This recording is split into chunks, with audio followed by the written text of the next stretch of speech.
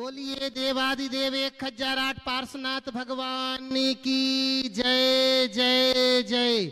श्रवण संस्कृति के उन्नायक प्रातः स्मरणीय आचार्य भगवंत विद्यासागर जी महामुनिराज की जय जय जय। गुणायतन प्रणेता शंका समाधान करता भावना योग प्रवर्तक तरुणाई के प्रखर वक्ता पूज्य मुनिवर श्री प्रमाण सागर जी महाराज की जय जय जय। प्रिय बंधुओं, तीर्थराज सम्मेद शिखर की तलहटी गुणायतन परिसर में आयोजित देश के सर्वाधिक लोकप्रिय कार्यक्रम शंका समाधान में आप सबका अभिनंदन है। यहाँ उपस्थित श्रद्धालुओं का एवं देश विदेश से जुड़े हुए उन सभी श्रद्धालुओं का जो कि पारस चैनल, जनवाणी चैनल एवं प्रामाणिक ऐप के माध्यम से इस कार्यक्रम का सीधा प्रसारण देख सुन व आनंद ले रहे हैं, उन सभी का मैं गुणायतन और श्री सेवायतन परिवार की ओर से हार्दिक हार्दिक अभिनंदन करता हूं। बंधुओं, यह कार्यक्रम प्रारंभ हो उसके पूर्व अपन चलते हैं पूज्य श्री के चरणों में पुनः आशीर्वाद लेने के लिए। अपन सब मिलकर के करते हैं नमोस्तु भो स्वामी, नमोस्तु नमोस्तु नमोस्तु। बंधुओं, हमें बड़ी प्रसन्नता है कि लोगों ने गुणायतन से जुड़ने का जो उपक्रम किया है। आप देख रहे हैं यहाँ जो पंचायतन शैली का विशाल जिनालय बनकर के लगभग तैयार है, उस जिनालय में जो स्वर्ण का कार्य होगा, उस स्वर्ण के कार्य में अनेक लोगों ने अपनी सहभागिताएं दी हैं और अनेक लोग जो हैं यहाँ निर्माण योजनाओं से एवं सदस्य योजनाओं से जुड़ रहे हैं। आज जिन्होंने अपने आप को सूत्रधार के रूप में, सदस्य के रूप में यहाँ पर जोड़ा है, मैं उन्हें बड़े सम्मान के साथ मंच के ऊपर आमंत्रित करता हूँ। श्रीमान पारस जी, प्रकाश जी, गुणमाला जी, अंकित जी, पिंकी जी और पीहू वाकलीवाल परिवार जो कि नसीराबाद वाले हैं, मैं निवेदन करता हूँ आए मंच के ऊपर आए और जोरदार जोरदार ताली बजा करके हम इनका अभिनंदन करते हैं। और इनका अभिवादन करने के लिए मैं बड़े सम्मान के साथ आवाज दे रहा हूं सुनील जी अजमेरा हजारीबाग से निवेदन करता हूं कृपया आए, और मनोज जी से निवेदन करता हूं दिल्ली से, मनोज जी दिल्ली आकर के हमारे नए सूत्रधार का अभिनंदन करेंगे। आइएगा पूरे परिवार के साथ पूज्य श्री के चरणों में वंदन कर आशीष पाए। इसी के साथ साथ बंधुओं, जिन्होंने आज जिनालय के लिए स्वर्ण दान दिया है, ऐसे श्रीमती शीला जी सिंघई, सारिका जी सिंघई, संजय जी सिंघई, सिंघई परिवार झांसी वाले जोरदार ताली बजा करके उनका ये सोने की अंगूठी वो यहाँ के लिए दे गए हैं। बहुत बहुत बहुत बहुत उनको धन्यवाद। बंधुओं, आज जो निर्वाण सारथी के रूप में जुड़े हुए हैं हमारे गुणायतन से, मैं ऐसे परिवार को भी आवाज दूंगा। अभी हमारे पारस जी के परिवार का अभिनंदन हो रहा है, पुनः एक बार ताली बजा करके उनका अभिनंदन करते हैं। और निर्वाण सारथी के रूप में मैं उनसे निवेदन करूंगा मंच के निकट आए श्रीमान लाभचंद जी, संतोष जी देवी, पवन कुमार जी, ज्योति एवं प्रांजल सौगानी सहपुरा से हमारे बीच में है, मैं निवेदन करता हूं। सहपुरा भीलवाड़ा से हमारे बीच में मैं निवेदन करता हूं, कृपया मंच के ऊपर आए और जोरदार ताली बजा करके हम इनका अभिनंदन करते हैं। मैं इनका अभिनंदन करने के लिए हमारे बीच में व्रती दीदी, हमारी शकुन दीदी यहाँ पर उपस्थित है, मैं निवेदन करता हूँ गुणायतन ट्रस्टी आए और हमारे नए निर्वाण सारथी का अभिनंदन कर रही हैं हमारी शकुन दीदी जी। जोरदार जोरदार तालियों के साथ पुनः हम इनका अभिनंदन करते हैं। बंधुओं,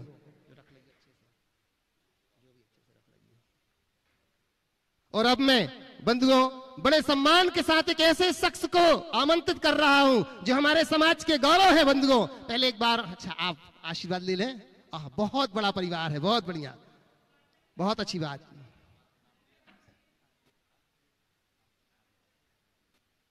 आइएगा, पुनः ताली बजाएं बंधुओं। काफी बड़ा परिवार है इनका, भगवान करे ऐसे ही भरा पूरा परिवार बना रहे, ऐसी मंगल भावना बातें हैं। आइएगा, चलिए पहुंचे।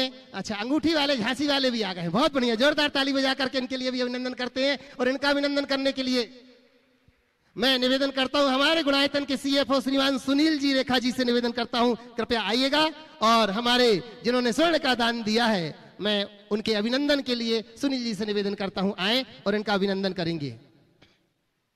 और बंधुओं, मैं एक ऐसे शख्स का जिनका मैं नाम लेना चाह रहा था, जो कि हमारे समाज के गौरव हैं, समाज के गौरव है, जो कि दिल्ली सुप्रीम कोर्ट में जो कि एडवोकेट है, ऐसे श्रीमान विजय कुमार जी हमारे बीच में यहाँ पर उपस्थित हैं आज, जिन्होंने आज शांति धारा भी की थी। मैं निवेदन करता हूं, इतने बड़े पद में होकर के जो भगवान से जुड़ जाए बंधुओं, साधुओं से, गुरुओं से जुड़ जाए, ऐसा बहुत कम हुआ करता है। और बंधुओं, इतना ही नहीं, जो गुणायतन के लिए हमेशा से समर्पित रहे हैं और है, मैं ऐसे सम्माननीय श्रीमान विजय कुमार जी से निवेदन करता हूं, एक बार मंच के ऊपर आए। मैं चाहता हूं कि सारी दुनिया आपको देखे कि ऐसे लोगों से हम प्रेरणा लें कि बड़े पद में पहुंच करके भी हम जिनेंद्र भगवान को और गुरुओं को कभी नहीं छोड़ते हैं। मैं निवेदन कर रहा हूं, कृपया आइएगा, मंच के ऊपर आए श्रीमान विजय जी, और उनका अभिनंदन करने के लिए हमारे गुणायतन ही जिनका पता है, जिनके आधार कार्ड में गुणायतन लिखा है, ऐसे गुणायतन के सीईओ श्रीमान सुभाष जी पूनम जी से निवेदन करता हूं कि आए और हमारे विजय जी का अभिनंदन करेंगे। जोरदार जोरदार कलतर ध्वनि से हम इनका अभिनंदन करते हैं। बंधुओं आइएगा।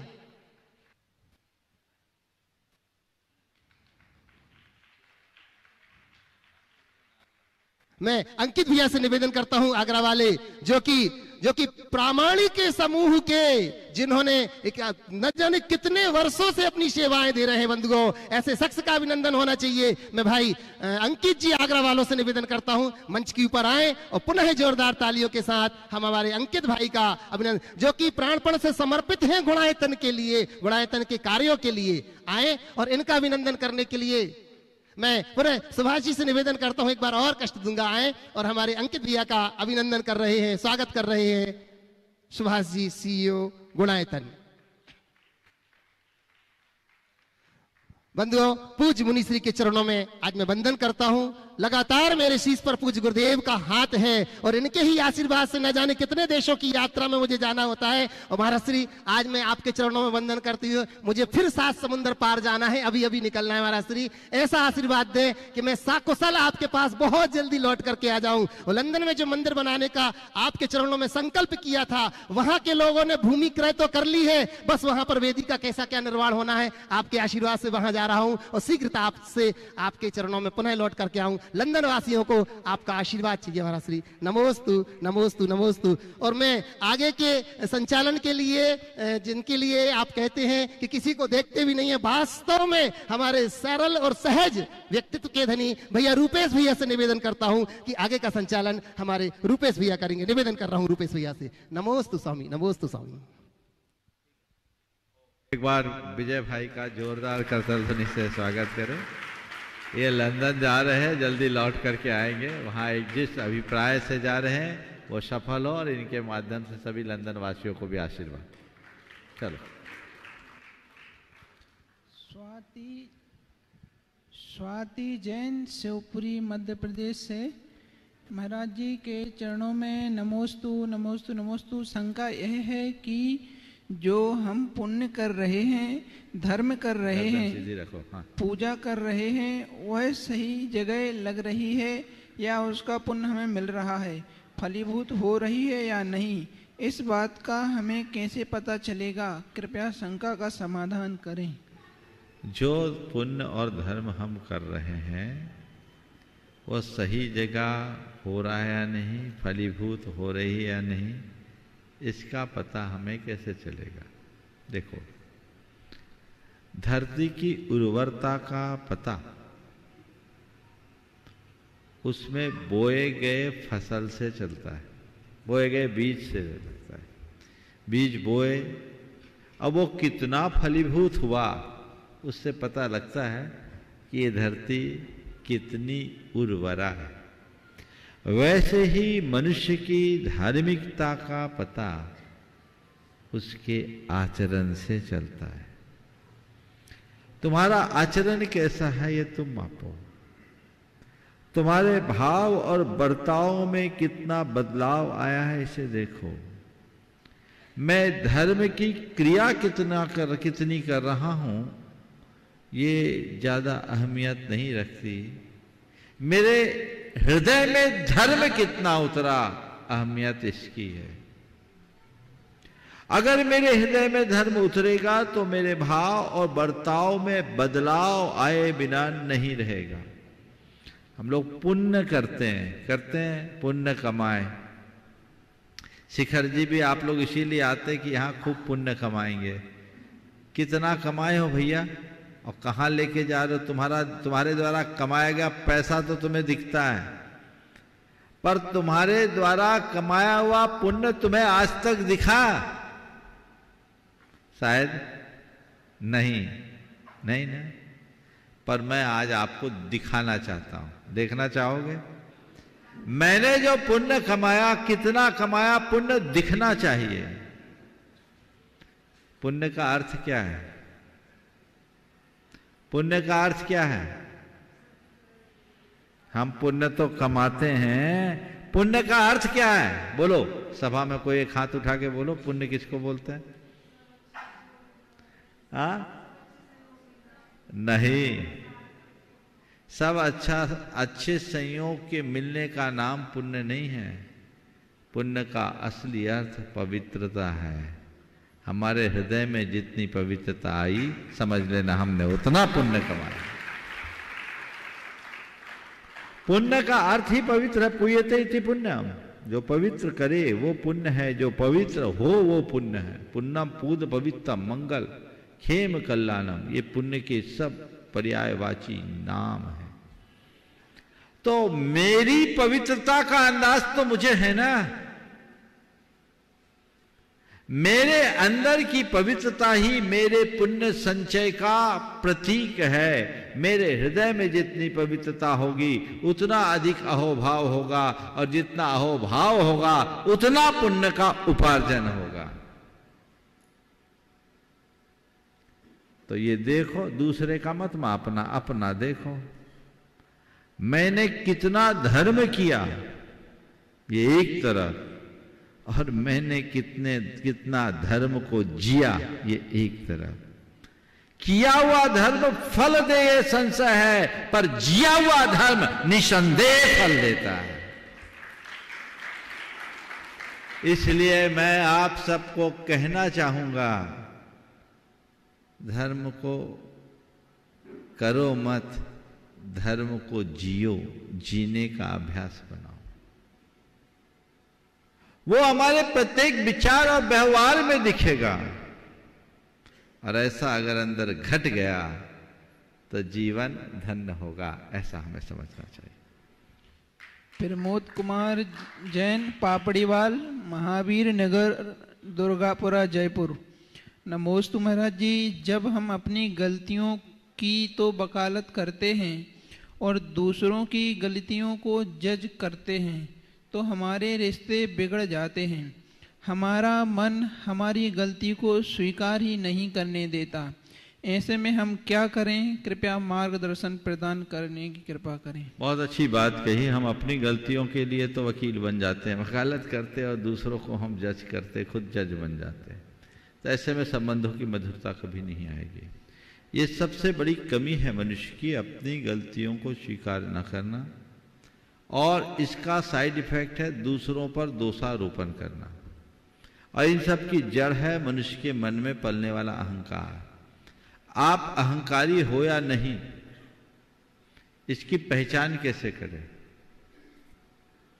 मेरे मन में अभिमान है या नहीं, इसे जांचे तो कैसे जांचे? बोलो, आपको अगर कोई अभिमानी कहेगा, मानी कहेगा, अहंकारी कहेगा तो अच्छा तो शायद नहीं लगेगा। किसी को लगेगा क्या? नहीं कहेगा। मानी कहेंगे तो अच्छा नहीं लगेगा, माननी कह देंगे तो छाती फूल जाएगी। ये और बात है ना। लेकिन मेरे अंदर अहंकार है या नहीं, इसका पता कैसे लगे? दो कसौटी देता हूं। पहली, अपनी गलती का एहसास होने पर या कराए जाने पर उसे स्वीकार करने की क्षमता है या नहीं। ईगो, अहंकार कभी नहीं स्वीकार नहीं दे। कैसे स्वीकार ले? क्यों? गलती स्वीकार लेंगे तो हम छोटे हो जाएंगे। ये पता नहीं कि गलती पाल करके हम खोटे बन रहे हैं। अहंकारी खोटा होता है, छोटा बनना नहीं चाहता। अपनी गलती को जो व्यक्ति स्वीकार करने के लिए तैयार है, समझ लेना उसके हृदय में सरलता है। स्वीकार नहीं करोगे तो दूसरों के ऊपर झूठा दोषारोपण करे। दूसरी कसौटी, यदि कोई तुम्हारा अपमान करे और तुम अपने आप को अपमानित महसूस करो, तो समझ लेना तुम्हारे हृदय में अभिमान है। विनम्र व्यक्ति अपने आप को न तो अपमानित महसूस करता, न मान करता है, और अपनी गलतियों को सहज स्वीकार कर लेता है। तो ये मान सब पाल के रखते हैं, इसलिए अपनी गलतियों के लिए वकील बनते हैं, उसे गलती को भी सही साबित करने की चेष्टा करते हैं, और दूसरों की गलती ना होने पर भी उन्हें गलत साबित करने में कोई कसर नहीं छोड़ते। तो जहां अभिमान पलता है वहां संबंध पल ही नहीं सकते, टूट जाएंगे, बिखर जाएंगे। इसलिए संबंधों की पवित्रता को बनाए रखने के लिए हमें अहंकार को तिलांजलि देना होगा। अगला राजेश जैन आरआई गोपालगंज सागर मध्य प्रदेश से पूछ रहे हैं, जब हमें जय विद्या परिवार का नमोस्तु नमोस्तु नमोस्तु गुरुवर, एक तरुण का करुण क्रंदन, जब हमें प्यार और सहानुभूति की जरूरत होती है तब हम रोज कुचलते हैं अपने सपनों को। हर छोटी बड़ी बात पर अपने आप को जरूरत से ज़्यादा कोसते हैं। हमारे अंदर की बात हमें रुलाती है, हमारे ऊपर चाबुक चलाती है। भावुक बच्चों के लिए गुरुवार आपका संदेश। देखिए, भावुकता अगर एक सीमा तक रहे तो गुण है, और भावुकता यदि अतिरेक में पल जाए तो ये हमारी दुर्बलता। प्राय भावुकता एक आवेग की भांति आती है और आवेग में विवेक खो जाता है। इसलिए हमें अपनी भावुकता पर नियंत्रण रखना चाहिए और उस नियंत्रण के लिए सतत अभ्यास की जरूरत है। सामान्य स्थितियों में व्यक्ति यदि अपने मन में ये आत्म सुझाव दे कि मुझे संयम रखना है और मुझे सहज रहना है, तो वह उसे उसकी भावुकता को नियंत्रित करने में मददगार बन सकता है। रमेश जी गुणमाला जी काला, ट्रस्टी गुणायतन, हैदराबाद। संकट समाधान अधिपति गुरुवर के चरणों में सपरिवार कोटि कोटि नमन। गुरुदेव, घर पर हम सहस्त्र नाम पाठ कैसे करें? कौन से समय पर करना उत्तम होता है? कृष्ण पक्ष और शुक्ल पक्ष में पाठ करने का क्या अलग अलग फल मिलता है?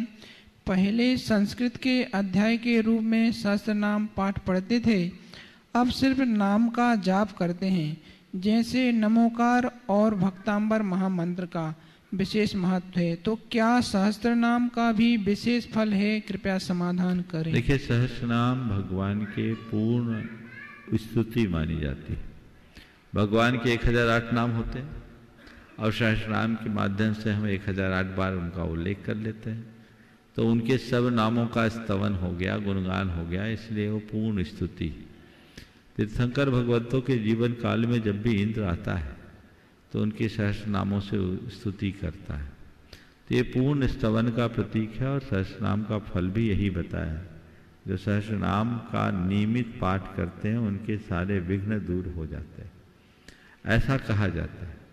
तो हम नमोकार जपे, चाहे भक्तामर पढ़े, चाहे स्वयंभू स्तोत्र पढ़े, चाहे कोई भी स्तवन करे, स्तुति से कर्म की निर्जरा होती है, पाप का क्षय होता है, पुण्य का संचय होता है, इसमें कोई संशय नहीं है। अब रहा सवाल सहस्रनाम को पढ़ने का, कब पढ़े? प्रातः काल पढ़े तो सबसे उत्तम है। सहस्रनाम स्तोत्र भी आप पूरा पढ़ सकते हैं लयात्मक रूप में, और जिन्हें उसमें कठिनाई होती है वो सहस्रनाम को मंत्र के रूप में भी जप सकते हैं, जो 1008 नाम है।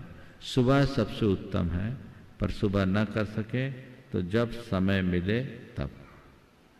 पूजा जैन जबलपुर मध्य प्रदेश से, गुरुदेव के चरणों में नमोस्तु। मेरा आपसे यह प्रश्न है, मैं सबके लिए अपना मन साफ रखती हूँ, उनको मान सम्मान देती हूँ, फिर वही लोग मुझे नफरत क्यों देते हैं? जब मुझे ये पता चल जाता है वो मुझे नफरत करते हैं, मुझे बहुत दुख होता है। मार्गदर्शन देने की कृपा करें। यही मान के चलो कि आपने कभी शांत रहने वालों से नफरत की, इसलिए आज आप शांत हो तो भी आपके साथ नफरत हो रहा है। ऐसे लोगों के प्रति जो तुम्हारे प्रति नफरत का भाव रखे, तुम उसके प्रति अपना प्रेम और अधिक प्रगटाने की कोशिश करो, उसमें किसी प्रकार की कसर मत छोड़ो। यदि हम अपने अंदर के प्रेम भाव को प्रगटाएंगे तो कोई कितना भी घृणा या नफरत का भाव हमारे अंदर रखे, कुछ फर्क नहीं पड़ेगा।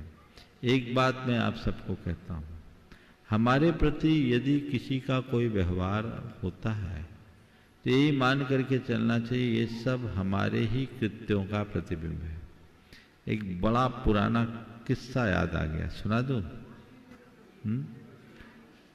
एक बच्चा किसी वजह से अपनी माँ से नाराज हो गया और नाराज होकर वो घर से चला गया। घर के पास ही जंगल था, जंगल में चला गया और जंगल में जाकर जोर जोर से बोलने लगा, mummy I hate you, mummy I hate you, माँ मैं आपसे नफरत करता हूं।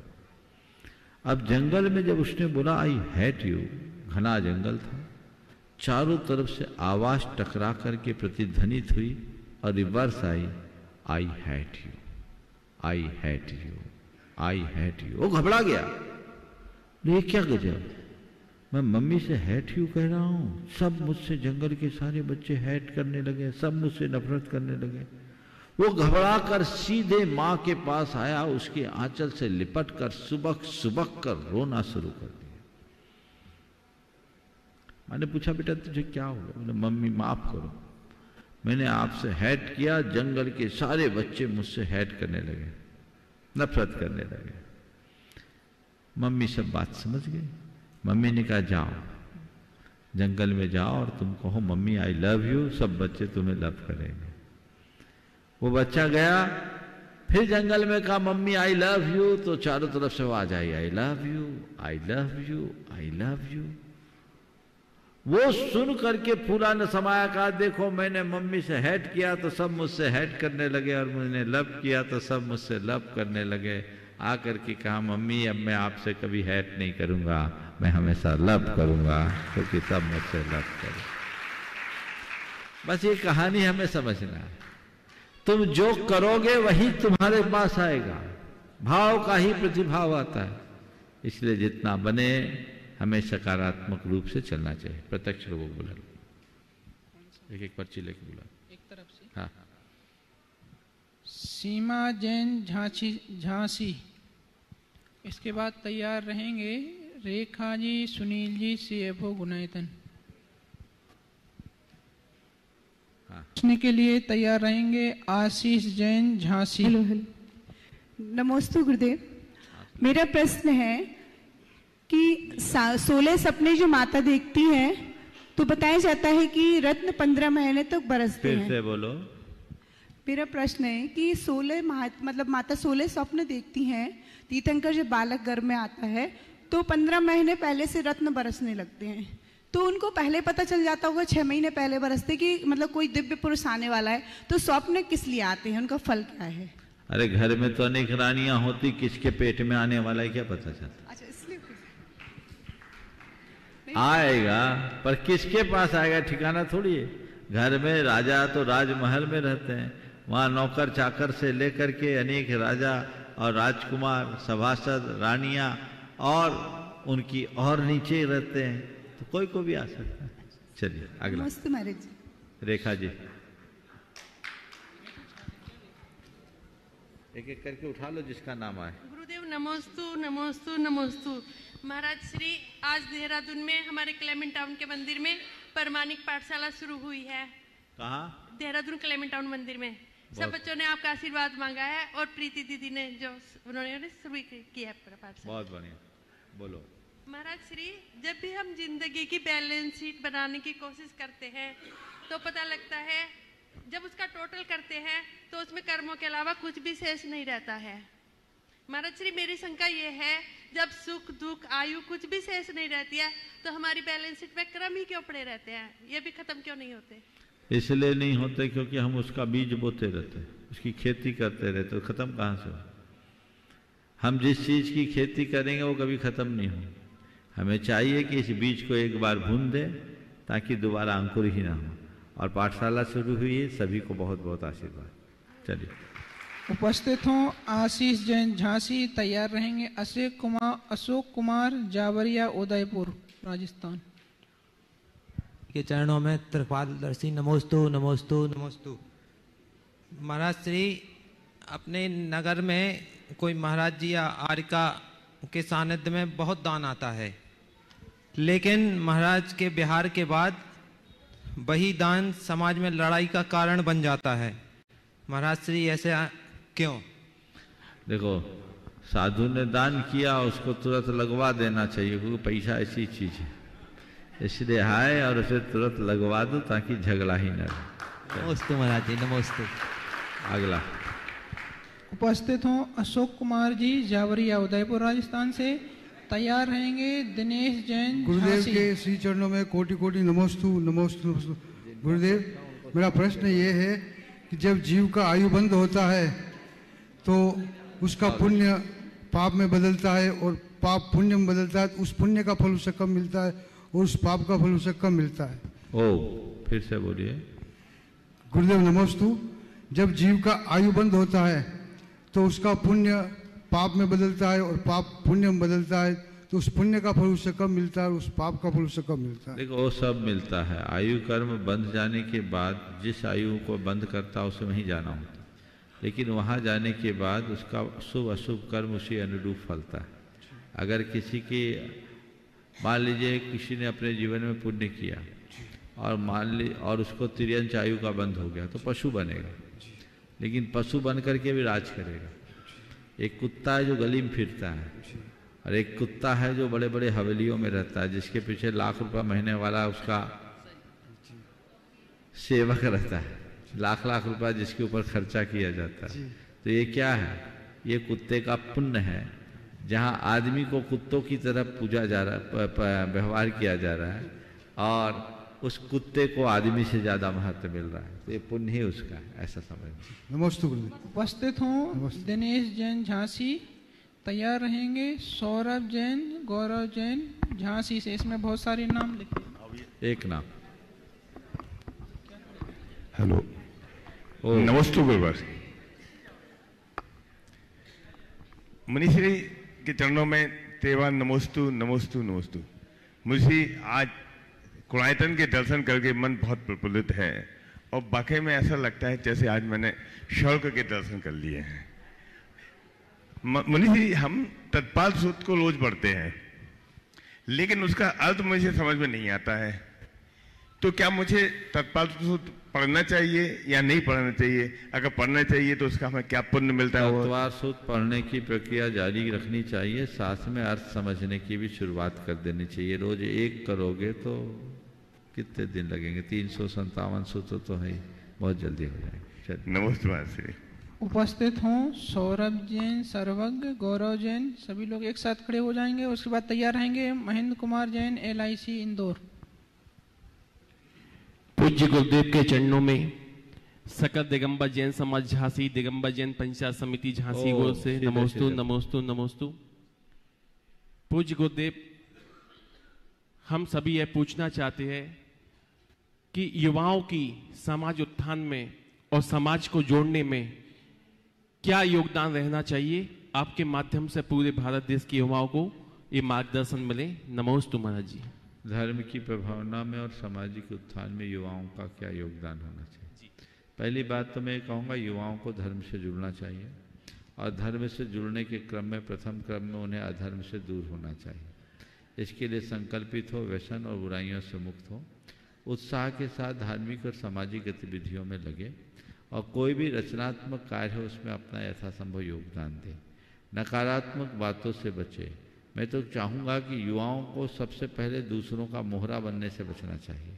आज हमारे युवाओं का भी उपयोग हो रहा है, उनको इस बात को सुनिश्चित करना चाहिए कि हम उपयोग न, हमारा कोई उपयोग न करें, और हम एक सकारात्मक वातावरण बनाएं, नकारात्मकता से बचें। उपस्थित होंगे महेंद्र कुमार जैन LIC इंदौर। तैयार रहेंगी ममता जैन बरेली मध्य प्रदेश से। गुरुदेव के चरणों में शत शत नमन। गुरुदेव, हमारा प्रश्न भोजन के संबंध में है। हमारा भोजन स्वच्छ हो, पवित्र हो, शुचितामय हो और 16 का हो, तो 3 चीजें तो समझ में आती है। लेकिन जब 16 की बात आती है तो उसमें लोग थोड़ा सा पीछे हटने लगते हैं। तो 16 को इस सरल भाषा में आप समझाएं, ताकि बहुत कठिन नहीं है 16, तो उसको कैसे किया जाए, कैसे स्वच्छ रखे? 16 का मतलब क्या है? 16 का मतलब कि शुद्ध हो, और 16 का मतलब है 16 यानी अग्नि, अग्नि की तरह जो पवित्र हो उसका नाम 16। जहां द्रव्य छेद काल भाव सबकी शुद्धि हो उसका नाम 16। हम अन्न जल आदि सबकी द्रव्य छेद काल भाव के साथ शुद्धि रखें, शुद्धता और पवित्रता को ध्यान में रखें। और 16 तो एक विज्ञान है। जैसे एक बार की बात है, एक सज्जन मेरे को आहार देने के लिए आए और वो जो धोती पहने थे वो उसमें 1763 तो सलवटे होंगे, समझ गए, और एकदम गंदी सी दिख रही थी। चौके में आए तो मैंने उनसे आहार लेने से इनकार कर दिया। आहार के बाद वो आए, बोले महाराज जी आपने आहार क्यों नहीं लिया? वो पेशे से डॉक्टर थे। हमने कहा ये बताओ डॉक्टर साहब, आप ऑपरेशन करते हो? बोले करता हूँ। लिनी कपड़ों से जाकर के ऑपरेशन करते थे? बोले नहीं, उसके लिए तो हमें स्टेलाइज्ड कपड़े पहनने पड़ते हैं। बोले क्यों? बोले इन्फेक्शन का डर है। तो हम बोले जब ऐसे कपड़ों से आप ऑपरेशन नहीं कर सकते तो ऐसे कपड़ों से आहार कैसे दे सकते हैं? शुद्धता का तो पालन करना चाहिए। हमें शुद्धता 16 को एक रूढ़ी न मानकर 16 को एक विज्ञान बना करके चलना चाहिए और पूरी निष्ठा और ईमानदारी के साथ 16 का पालन करना चाहिए। नमोस्तु गुरु। नमोस्तु। उपस्थित होंगी ममता जैन बरेली। इसके बाद तैयार रहेंगे श्री सुनील जी अजमेरा जी हजारीबाग। महाराज जी नमोस्तु नमोस्तु नमोस्तु। महाराज जी गुरु भक्ति, गुरु उपासना और गुरुद्रोह में गुरुद्रोह क्या है, कृपया मार्गदर्शन करें। गुरु भक्ति, गुरु उपासना और गुरुद्रोह। गुरु के गुणों के प्रति अनुराग रखना गुरु भक्ति। गुरु को अपना आदर्श मानकर उनकी पूजा अर्चा और सेवा करना गुरु उपासना है। और गुरु की अवहेलना करना, गुरु के आज्ञा के विरुद्ध कर जाना, गुरु का अपमान करना, गुरु के आदर्शों के विपरीत चलना, ये सब गुरुद्रोह। उपस्थित होंगे अनन्य गुरु भक्त श्री सुनील जी अजमेरा जी हजारीबाग। इसके बाद तैयार रहेंगे श्री विजय जी एडवोकेट दिल्ली से। गुरुदेव के चरणों में दिगंबर जैन पंचायत हजारीबाग का नमोस्तु नमोस्तु नमोस्तु। महाराज जी आजकल सब मंदिरों में प्राय शांति धारा होती है और शांति धारा के लिए अभी एक झाड़ी जो आई है नई, जिसको चोंच वाली झाड़ी कहते हैं, उनसे बहुत सारे मंदिरों में शांति धारा होती है और बहुत सारे मंदिरों में लंबे टूटी वाले लंबे लंबे पाइप वाले झाड़ी से शांति धारा होती है। तो दोनों में क्या फर्क है महाराज जी? अभी तक लोगों को समझ में नहीं आ पा रहा। अब जिनको समझ में नहीं आया हम क्या करें? कितनी एक बार विस्तार से समझा दें गुरु जी। झाड़ी सामने हो तो बताए। लोगों को समझ में नहीं आता, जिस झाड़ी में आप जीवों का परिमार्जन न कर पाओ वो झाड़ी शुद्ध कैसे हो? झाड़ी को शुद्ध रखना है तो हमें देखना चाहिए उसमें चींटी और अन्य अनेक जानवर भी जा सकते हैं, कीड़े मकोड़े। वो पतली झाड़ी होने के कारण वहाँ दृष्टि भी नहीं जाती, और चीज़ों की बात क्या। इसलिए खुली झाड़ी होनी चाहिए जिसका आप परिमार्जन कर सके। बाकी अब आपका अपना विवेक। मैंने भगवान के ऊपर झाड़ी से निकलने वाले जल में चींटी देखी है, इसलिए विवेक लोगों को रखना ही चाहिए। सही झाड़ी का प्रयोग करना चाहिए, शुद्ध झाड़ी का प्रयोग करना चाहिए। और नहीं तो आप कलश से कर लीजिए ना शांति धारा, झाड़ी से करना कोई जरूरी नहीं है। तो लंबी लंबी शांति धारा होने लगी इसलिए कलश का स्थान झाड़ी ने ले लिया। अभिषेक तो कलशों से ही होता है, तो कलश से कीजिए या फिर खुली झाड़ी रखिए, उसमें कोई बात नहीं। नमस्कार। उपस्थित होंगे श्री विजय जी एडवोकेट दिल्ली से। इसके बाद तैयार रहेंगे श्री मनोज जी जैन दिल्ली से। नमोस्तु नमोस्तु नमोस्तु गुरुवर। गुरुवर वास्तव में मुझे शंका तो कोई है नहीं, शायद यही शंका है कि शंका मन में होती नहीं।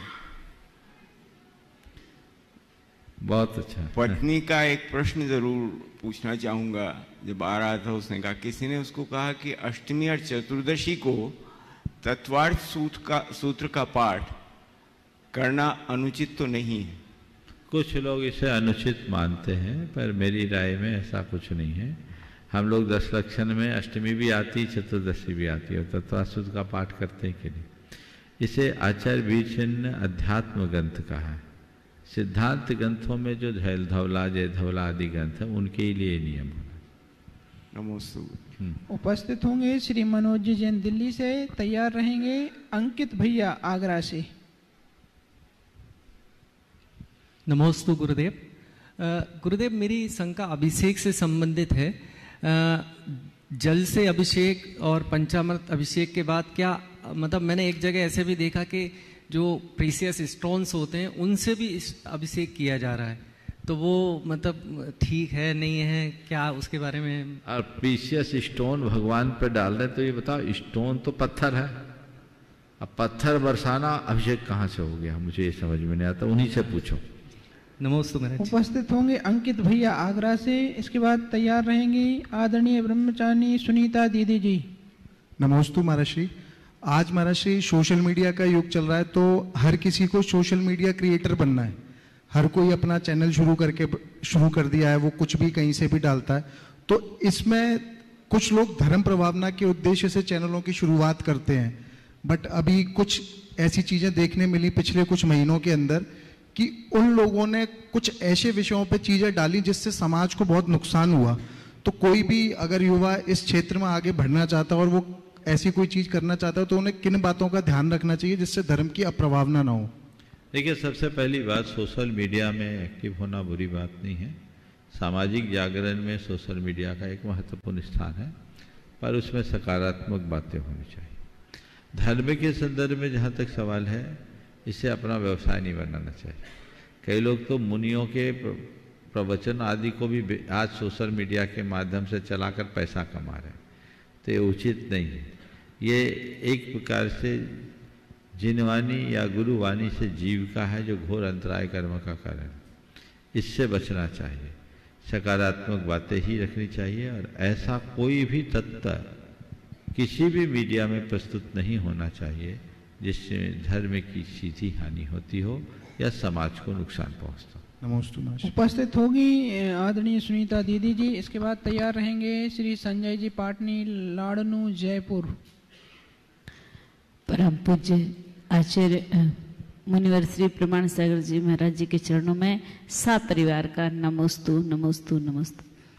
महाराज जी, हम लोग अपने जीवन में जो प्रैक्टिकली धर्म को मानते हैं कि 16 जिनको द्रव्य भाव क्षेत्र की अपेक्षा से शुद्धि रूप कहते हैं, लेकिन इसको जो छू छू करके 16 को, ये इन लोगों को जो छोटे बच्चे हैं इनको जैसे कहते हैं ना, बाबा आया डर दिखाते हैं। तो ये जो क्रिया है, इन बच्चों को हम कैसे समझाएं कि ये परिणामों की शुद्धि, ये वस्त्रों की शुद्धि, ये द्रव्य की शुद्धि, इसको किस तरीके से समझाएं? देखिए, 16 का विचार होना चाहिए, पर छू से दूर रहना चाहिए। ये जो छू है, इसने 16 का हवा बना दिया। इसमें 2 बातें हैं। जिनका 16 है उन्हें चाहिए कि वो 16 के प्रति जागरूक रहें और 16 का अच्छे से निर्वाह करें, और बच्चों को बताएं कि हमारे वस्त्रादि की पवित्रता की क्या भूमिका है। जैसा अभी मैंने कहा कि एक डॉक्टर किसी ऑपरेशन के लिए तत्पर होता है, तो ऑपरेशन थिएटर में वो साधारण वस्त्रों में नहीं जाता। तो इसी प्रकार हमारी एक परंपरागत व्यवस्था है, उसको देखना चाहिए। अब 16 में जब हो और कोई छूछा दे तो अपने परिणाम नहीं बिगाड़ना चाहिए, चुपचाप दूसरे कपड़े बदल लेना चाहिए। हालांकि दिक्कत ये है कितनी बार कपड़ा बदलें, इसलिए घर के दूसरे सदस्यों को चाहिए कि हम 16 नहीं कर पा रहे हैं तो जो दूसरा 16 कर रहा है उसका निर्वाह करें, और 16 वाले को जो 16 में नहीं है उनको हीन दृष्टि से नहीं देखना चाहिए। खासकर जो 16 का भोजन करते हैं वे बाकी लोगों को बड़ा निम्न दृष्टि से देखते हैं, तो इससे भी तालमेल नहीं बन पाता। घर परिवार में आप व्रती हो, आप अपने 16 का पालन करें, बाकी लोग जो अव्रती हैं आप उनको हीन दृष्टि से न देखें। आपका उनके प्रति भी सहयोगात्मक रुख होना चाहिए, सकारात्मक दृष्टि होनी। महाराज जी वो लोग 16 तो पहन के आ जाते, उत्साह से आ जाते, और जब हम लोग कहते ए तुम लोगों ने ये छू लिया, तो फिर दूसरे दिन डर के मारे वो लोग चौके में नहीं आते बच्चे। हाँ, तो उनको प्यार से समझाना चाहिए कि देखो तुम 16 की मर्यादा क्या और 16 का मतलब क्या है, पहले समझा दो तो बाद में बोलने की जरूरत नहीं पड़ेगी। एक दिन की बात है, एक बच्चा था मेरे कमरे में और उसकी माँ भी थी, तो उसको उनके साथ जो और मित्रगण आए थे, छोटे बच्चों को, करीब 2.5-3 साल का बच्चा होगा, जा मम्मी के पास चले जा, मम्मी के पास चले जा, बार बार बोल रहे, पर वो बच्चा बोल रहा है नहीं अभी मैं नहीं जाऊंगा, मम्मी अभी शोले में है। 2.5 साल के बच्चों में भी ये समझ हो सकती है, वो नहीं गया मम्मी के पास। तो अगर हमने अच्छे से समझ जगा दी तो ये समस्या नहीं आई। चलिए। श्री संजय जी पाटनी लाड़नू जयपुर से तैयार रहेंगी श्रीमती अर्चना जी झांसी।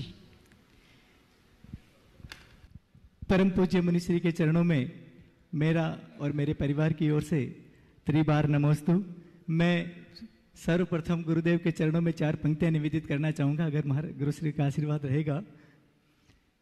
अगर जीवन की कश्ती को गुरु पतवार बन जाए, अगर जीवन की कश्ती को गुरु पतवार बन जाए, मिलाता जो मुझे मुझसे गुरु वह द्वार बन जाए, मिलाता जो मुझे मुझसे गुरु वह द्वार बन जाए।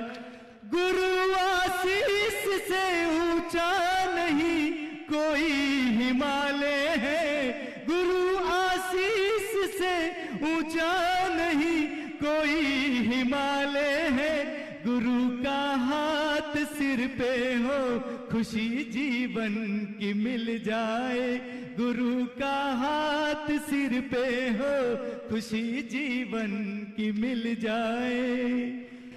मैं गुरुदेव के चरणों में नमोस्तु अर्पित करते हुए निवेदन करना चाहूंगा। गुरु श्री सवाल कर लो जल्दी से।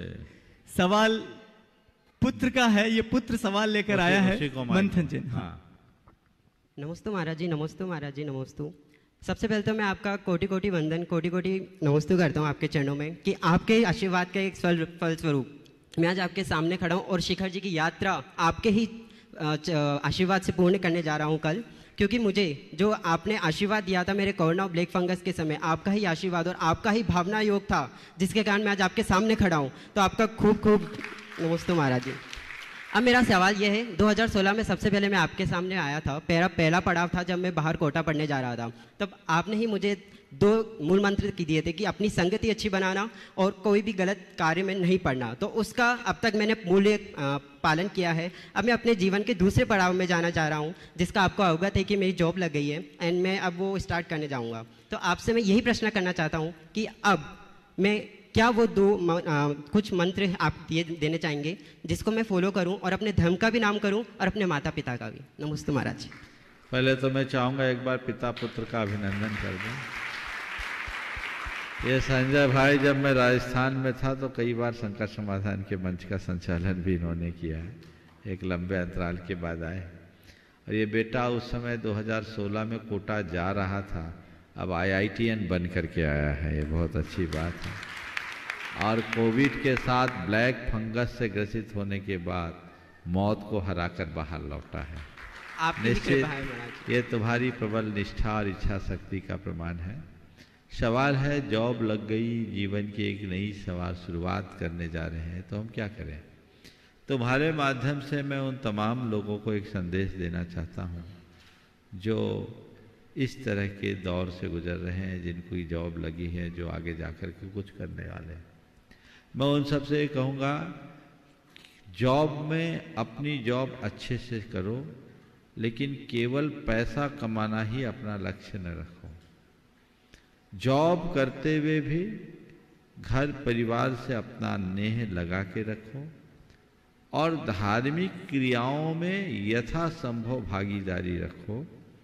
यदि कदाचित धर्म की क्रियाओं को करने में कठिनाई हो तो भी कम से कम इतना सुनिश्चित करो कि मुझसे अधर्म ना हो। ये दो बातें यदि आत्मसात कर ले तो मैं समझता हूँ कहीं किसी का भटकाव नहीं होगा। प्रायः जब जॉब होती है, बाहर लोगों के प्लेसमेंट्स होते हैं और वहाँ रहते हैं, फिर किसी के साथ जुड़ जाते हैं, अपनी गृहस्थी बसा देते हैं और फिर वे मियाँ बीवी अपने ही दुनिया में खो जाते हैं, माँ बाप तक को भूल जाते हैं।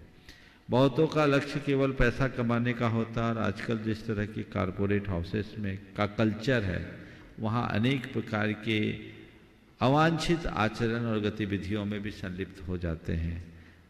आज मद्यपान, धूम्रपान और अन्य प्रकार की इस तरह की प्रवृत्तियाँ पार्टी सार्टी के नाम पर आम होते जा रही, इनसे बचा के रखना।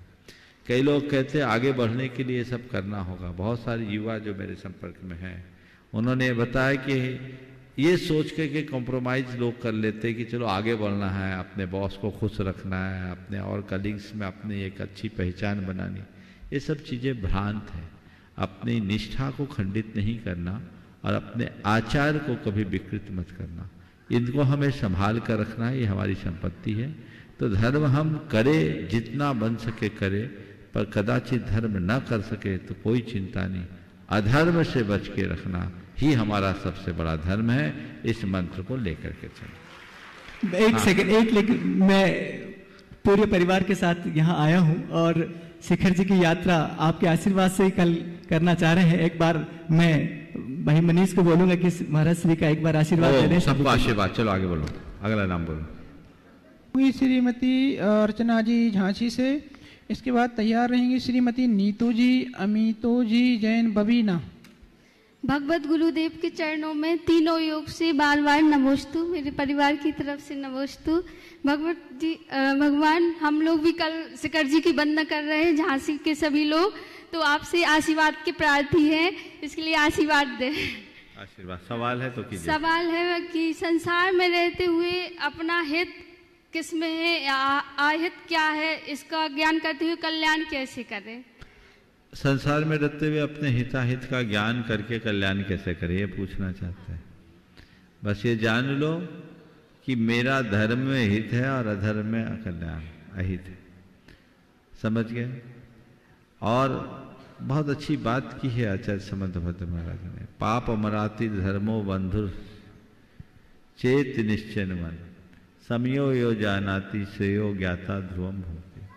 पाप को शत्रु और धर्म को बंधु मानकर जो पाप से विरत होता है, धर्म में रत होता है, वही सच्चा ज्ञानी है और उसका ही कल्याण। तो अपने हिताहित का विचार करके अपनी अधर्ममयी प्रवृत्ति से अपने आप को बचाएं और धर्म से जुड़ाए और रखें तो जीवन आगे बढ़े। उपस्थित होंगी श्रीमती नीतू जी, अमितो जी, जैन बबीना से। इसके बाद तैयार रहेंगे कोमल जैन महुआ। नमोस्तु महाराज श्री, नमोस्तु महाराज श्री, नमोस्तु महाराज जी। हमारे सभी बबीना वासियों की तरफ से नमोस्तु नमोस्तु नमोस्तु महाराज श्री। जैसे भारत और अरावत क्षेत्र में तीर्थंकरों की व्यवस्था ऐसे ही चलती है जैसे हमारी यहाँ भारत क्षेत्र में चलती है, ऐसे ही अरावत क्षेत्र में भी ऐसी चलती है, समान रहती है। हाँ। उपस्थित नमोस्तु महाराज जी। कोमल जैन महुआ से। इसके बाद तैयार रहेंगे सिंगई संजय जैन झांसी। नमोस्तु महाराज जी। पूज्य श्री नमोस्तु नमोस्तु मुनि श्री। जब पंचम अभी वर्तमान 24 में 1452 गणधर होते हैं, तो भूत और भविष्य वर्तमान 24 में कितने गणधर भगवान होंगे? देखो, इनका उल्लेख देखने को भी नहीं मिलता, लेकिन जितने अभी हैं उसी अनुपात से लगा लो, हीनाधिक भी हो सकते हैं। चलो। उपस्थित होंगे सिंगई संजय जी जैन झांसी से। इसके बाद तैयार रहेंगे भव्य जैन महाराज जी के चरणों में नमोस्तु। तो महाराज जी, मैं कलवा आगमन के लिए आपके लिए निवेदन। सवाल। महाराज जी नमोस्तु। सुबह से लेकर रात तक सोने में इतने कर्म बंधे जाते हैं, तो पंचम काल में बने हुए कर्मों की निरता कैसे होगी? धर्म करने से या जीवन में बदलाव लाने से? बदलाव लाओगे तो कर्म बना भी बोला ना, बीज को बोते रहोगे तो बार बार फलता रहेगा, बीज को भुनोगे तो फिर उसकी संतति मिटेगी। आगे। उपस्थित होंगे भव्य जैन चांद छिंदवाड़ा से। इसके बाद तैयार रहेंगे पदमचंद जैन बेंगलोर। भक्त। नमोस्तु गुरुवर, नमोस्तु गुरुवर, नमोस्तु मेरा नाम भव्य जैन है। भव्य, बोलो। हाँ, मैं जब शिखर जी आ रहा था तो मैंने मम्मी से बोला कि मम्मा मेरे को आपकी याद आएगी, तो मम्मी ने बोला कि सच्चे पिता तो अरिहंत है, सच्ची माता है जिनवाड़ी, तुम उन्हें याद कर लेना। तो मैंने बोला कि मम्मी वो तो मेरे को दिखते नहीं हैं, तो मैं उनको याद कैसे करूँगा। तो क्या बोली मम्मी? गुरुवर आप शंका का समाधान दीजिए। ये मम्मी से पूछते तो ज्यादा अच्छा था। मम्मी ने क्या बोली? पहले तो ये बताओ, ये सच में तुम्हारी मम्मी ने बोली थी कि प्रश्न बनाने के लिए बोला है? मम्मी ने बोली। क्या मम्मी ने बोला था कि ऐसा जाके पूछ लेना? यही बोला था ना? हाँ। हाँ।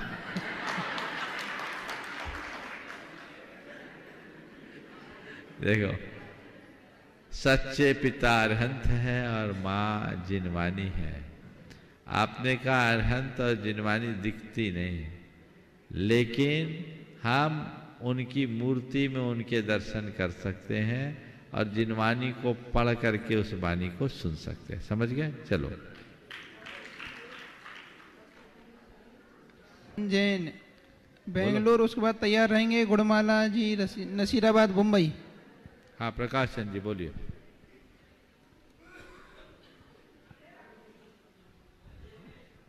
नमोस्तु महाराज जी, नमोस्तु। मैं पदमचंद जैन। पदमचंद, हाँ बोलो।